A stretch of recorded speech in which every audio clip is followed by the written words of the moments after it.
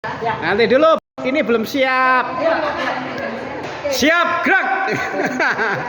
5 roti dan 2 ikan, Tuhan Yesus yang memberkati. Dimakan 5.000 orang, sisa 12 kenyang. Hai saudara, dengarlah mujizat Tuhan. Dimakan 5.000 orang, sisa 12 keranjang. 5 roti dan 2 ikan, Tuhan Yesus yang memberkati. Dimakan 5.000 orang, sisa 12 keranjang. Bagus. Saudara sekalian yang terkasih dalam Yesus Kristus, saya mau tanya ke anak-anak, siapa yang punya kakek atau nenek atau lansia? Ingat baik-baik, hari ini gereja memperingati hari kakek nenek lansia sedunia yang keempat. Maksud dari peringatan ini adalah supaya kita selalu ingat bahwa kita punya kakek, punya nenek, punya lansia, baik yang masih hidup seperti kita maupun juga yang sudah hidup tapi dengan cara lain karena sudah pulang ke rumah Bapa di surga. Dan kita diajak supaya di samping ingat, kemudian kita juga mau selalu berusaha memberi yang baik.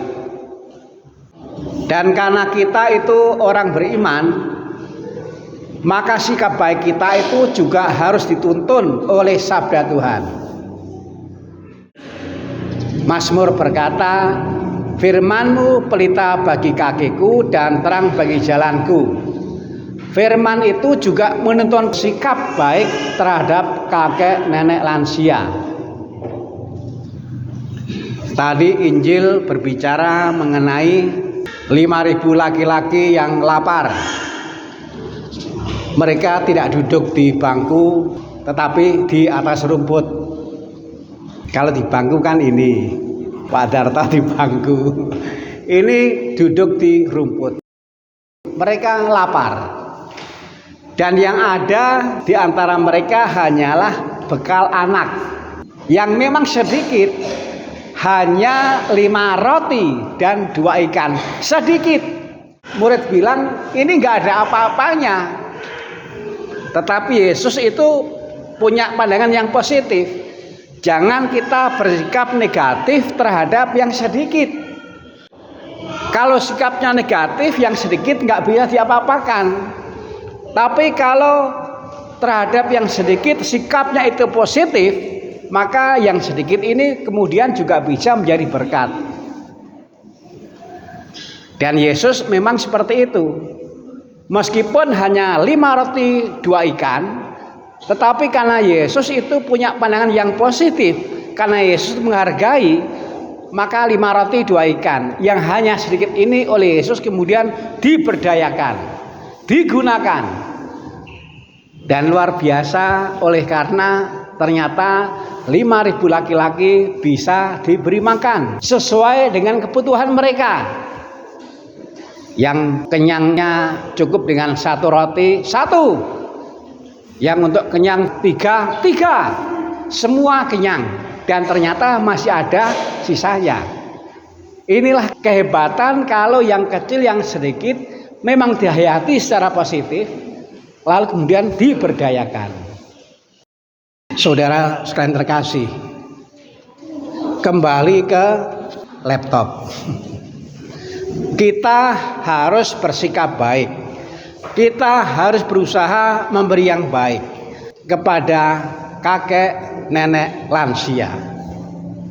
Tetapi yang kita miliki itu memang tidak banyak. Yang kita miliki tidak hebat. Yang kita miliki biasa-biasa saja. Sekarang saya mau tanya, kalau kakek nenek lansia punya cucu yang disiplin, senang atau tidak? Sekali lagi, kalau kakek nenek lansia punya cucu yang disiplin, senang tidak? Senang. Anak-anak yang sekolah SD, SMP, SMA, atau SMK, kakek nenek lansia senang kalau punya cucu yang disiplin. 2 minggu yang lalu saya memberi PR.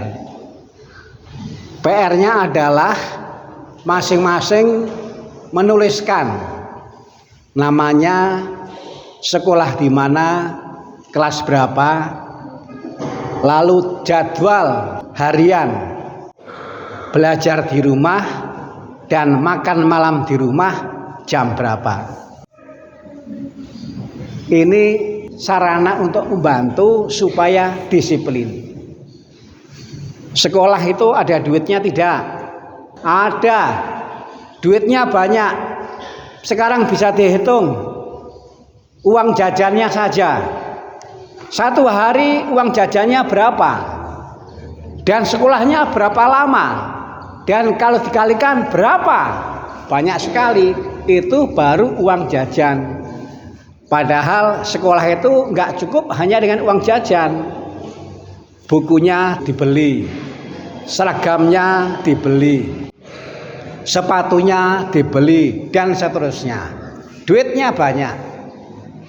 Mengapa meskipun duitnya banyak tetapi orang tua mau menyekolahkan anaknya? Karena pendidikan penting. Nah, yang penting ini juga harus diimbangi dengan disiplin. Disiplin dalam hal belajar, dan belajarnya di rumah itu kalau saya ngobrol dengan anak ternyata juga ada hubungannya dengan makan. Saya bukan orang hebat. Saya hanya 5 roti 2 ikan. Maka yang bisa saya berikan yang baik untuk anak-anak yang sekolah juga tidak hebat. Yang bisa saya berikan hanyalah PR. PR tentang jadwal makan malam di rumah dan jadwal belajar. Tetapi PR ini ada maksud supaya dengan PR ini anak-anak dibantu untuk disiplin. Kalau anak itu disiplin, maka itu menyenangkan kakek nenek lansia. Kalau anak cucunya dalam Kristus di stasi ini yang sekolah disiplin belajarnya, disiplin makan malamnya, saya percaya pasti Pak Darto senang. Senang ya Pak ya? Tuh Pak Darto begini senang. Anak-anak hanya 5 roti 2 ikan. Mari anak-anak kita beri kakek nenek lansia yang ada di rumah, yang ada di lingkungan, yang ada di stasi ini, kita beri cucu yang disiplin. Ciri orang disiplin adalah dia punya jadwal. Itu satu. Yang kedua, kalau kita cermati satu persatu, yang ikut misa ini juga ada yang usia kakek nenek lansia.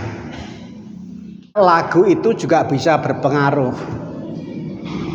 Nah, stasi ini berusaha untuk memberi lagu yang baik pada umat yang kakek nenek lansia yang setia mengikuti misa. Lagu rohani itu berpengaruh. Maka kalau kita mau membawakan lagu di dalam misa, bawakan dengan baik. Karena apa? Karena lagu yang dibawakan dengan baik itu juga akan berpengaruh.